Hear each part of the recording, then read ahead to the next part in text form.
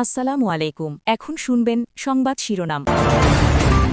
বর্ষবরণের আয়োজনের জন্য প্রস্তুত রমনা বটমূল, চারুকলায় চলছে শেষ মুহূর্তের ব্যস্ততা, পাহাড়ে বর্ণাঢ্য বৈশাখী উৎসব।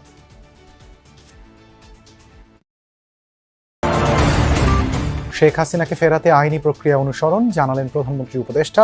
সম্পর্ক এগিয়ে যাবে পারস্পরিক বোঝাপড়ায়, মন্তব্য প্রণয় ভার্মার। দীর্ঘ হচ্ছে হামে মৃত্যুর মিছিল, 24 ঘন্টায় প্রাণ গেল আরো 7 জনের। বিভিন্ন জায়গায় টিকা কর্মসূচিতে লোকবল সংকটের অভিযোগ। পাম্পে হজবরল অবস্থা, তেলের অপেক্ষায় লন্ডভন্ড দৈনন্দিন রুটিন, ফুয়েল পাস নিয়ে উল্টো বিড়ম্বনায় চালক মালিকরা। এতক্ষণ শুনছিলেন সংবাদ শিরোনাম, এখন দেখবেন বিস্তারিত। রাত পোহালেই নতুন ভোরে নতুন আশা নিয়ে বাংলা নববর্ষ দুয়ারে। প্রাণের এই উৎসবকে রঙিন করতে চলছে শেষ মুহূর্তের প্রস্তুতি। রমনা বটমূলে শেষ দিনের অনুশীলন করেছেন ছায়ানটের শিল্পী, কলাকুশলীরা। নববর্ষের প্রাক্কালে দেশবাসীকে শুভেচ্ছা জানিয়েছেন প্রধানমন্ত্রী তারেক রহমান। বৈশাখী আয়োজন নির্বিঘ্ন করতে স্তরভিত্তিক নিরাপত্তা বলয় সাজিয়েছে আইনশৃঙ্খলা রক্ষা বাহিনী। বন্ধ থাকবে মেট্রো রেলের শাহবাগ ও ঢাকা বিশ্ববিদ্যালয় স্টেশন। নিশীথ রাত্রি, সম্মুখে গভীর তিমির, পথ নাই, আলো নাই, তবু সত্য হলো ভোর আসে নববর্ষ।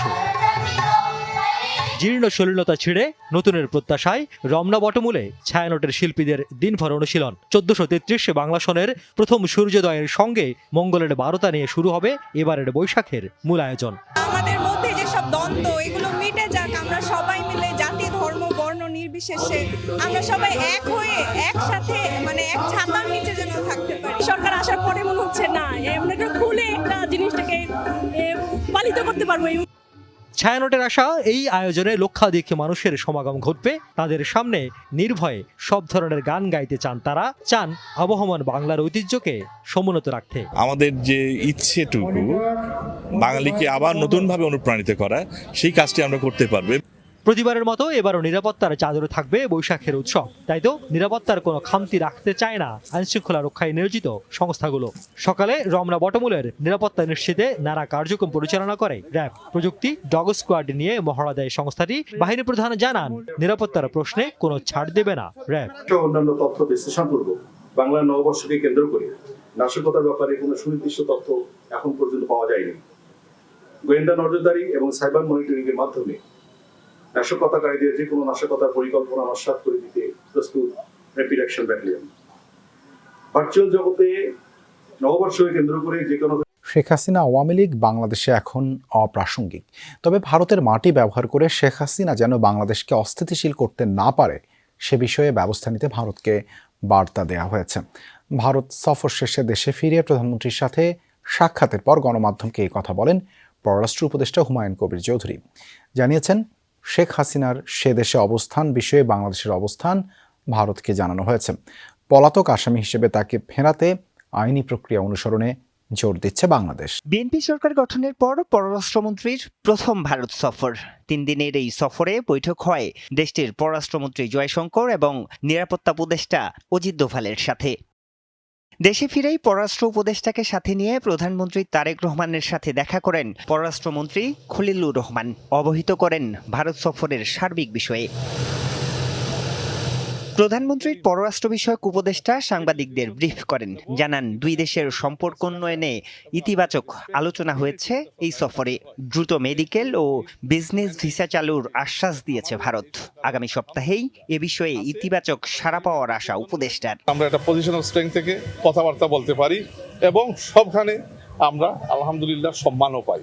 এবং বাংলাদেশকে বিক্রি করে বিএনপি সরকার কিছুই করবে না, বাংলাদেশের ন্যাশনাল ইন্টারেস্ট নিয়ে কাজ করবে।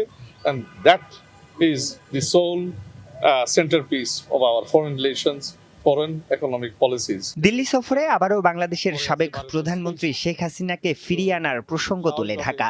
এই টেররিস্ট ওখান থেকে 1,500 মানুষ হত্যা করে পালিয়ে গেছে ভারতে। আমরা বলছি শি ইজ এ টেররিস্ট এবং তার জায়গা বাংলাদেশে আর নাই। She is irrelevant to Bangladesh. তো এখানে যদি যাতে সে কোনো ধরনের ডিস্টেবিলাইজেশনের চেষ্টা তাদের সভরেন সয়েলকে ইউজ করে যাতে আমাদের দেশে না করতে পারে। পররাষ্ট্র বিষয়ক উপদেষ্টা জানিয়েছেন, প্রধানমন্ত্রীর প্রথম বিদেশ দেশে হাম এবং এর উপসর্গ নিয়ে গেল একদিনে প্রাণ গেল আরও 7 জনের। রাজধানীতেই মারা গেছেন যাদের 6 জন। সারা দেশের বিভিন্ন হাসপাতালে হাম নিয়ে কাতরাচ্ছে বহু শিশু। এদিকে হামের টিকাদানে লোকবল সংকটের অভিযোগ আসছে বিভিন্ন জেলা থেকে। হামের সবচেয়ে বেশি প্রাণহানি রাজশাহীতে। গেল দিনও প্রাণ গেছে এক শিশুর। এ নিয়ে জানুয়ারি থেকে এখনো পর্যন্ত রাজশাহীতে সরকারি বেসরকারি হাসপাতালে চিকিৎসাধীন অবস্থায় মারা গেছে 62 জন। শুধু রাজশাহী নয়, দেশের অন্যান্য জেলাগুলোতেও বেড়েছে এই রোগের প্রকোপ। বরিশাল শেরেবাংলা মেডিকেল কলেজ হাসপাতালে 24 ঘন্টায় নতুন করে ভর্তি হয়েছে 34 জন রোগী। 11 দিন ভর্তি। আমার মেয়ে নিয়ে আসছি, ওর হাম হয়েছে। এতদিন জ্বর কোনো নিয়ন্ত্রণে আয় নাই, আজকে 2 দিন ধরে ওর জ্বর নিয়ন্ত্রণে আসছে। জ্বরও কমে না, আর আপনার কোনো পরিবর্তন নাই, আরো বাড়ে জ্বর। পরে ডাক্তার কাছে আবার নিয়ে গেছে, ডাক্তার বলছে যে আপনি তাহলে বরিশাল ভর্তি হন। আগে যদি 2 ডোজ দেওয়া থাকে সেখানে ওদের 60% কভার হবে, আর এখন যদি এই বুস্টার ডোজটা দেওয়া হয় সেক্ষেত্রে ওদের 100% সিকিউরিটি থাকে। এছাড়াও ময়মনসিংহ, সিলেট, খুলনা, রংপুর ও চট্টগ্রাম বিভাগেও বাড়ছে হামে আক্রান্ত রোগী, যাদের বেশিরভাগই শিশু।